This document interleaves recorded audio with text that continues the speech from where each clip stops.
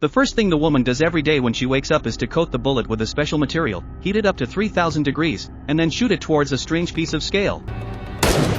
Unsurprisingly, the woman failed again this time, and this was already her 996th experiment. But no matter how much she tried, she was never able to leave a trace on the monster's scales. Just 3 years ago, countless huge cockroach monsters suddenly emerged from the ground without warning. Not only were they extremely agile, but their bodies were also incredibly hard. The existing weapons of human beings were simply ineffective against them, and in just 1 month's time, 95% of human beings around the world were brutally killed by these monsters. But the strange thing is that the monsters somehow never want to cross the 8,000-foot plateau, which gave mankind a chance to breathe, so the survivors of the people will collectively migrate to the top of the 8,000-foot high mountain, and from then on in there to survive down. However, as a single father, will soon encounter a difficult problem, because his son Hunter has suffered from lung disease since childhood. Every night need a ventilator to sustain life, but after 3 years of day and night consumption, the ventilator filter is also finally very little left. So he had to make the difficult decision to travel to the hospital in the city down the mountain to find supplies. But the elevation of the city is a full 2,000 feet below the safety cordon, which means he will be in a dangerous zone infested with monsters. In order to increase his chances of survival, Will approaches Dr. Nina, a biology doctor who has been working on how to destroy monsters, hoping to use her experience to help him on this adventure.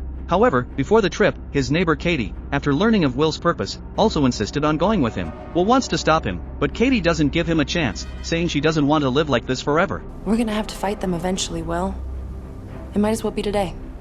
So after discussing their course of action, the three of them set off on their adventure. When they arrived at the height where the cordon was located, Nina immediately took out her tracker to check the movement of the monsters. This was a finger monster needle she invented based on the characteristics of monsters, and as long as a monster appeared nearby, the needle of the meter would jump wildly. After confirming that there were no monsters around, the three of them crossed the cordon without hesitation. They soon found 2 scrapped armored vehicles by the road at the foot of the mountain, and Will was lucky enough to find a grenade launcher from one of them. It wouldn't destroy the monster, but in a pinch it would at least slow down the other side's advance. After an uneventful journey, the trio soon arrived at the first destination of their journey, the ski resort of Atlas.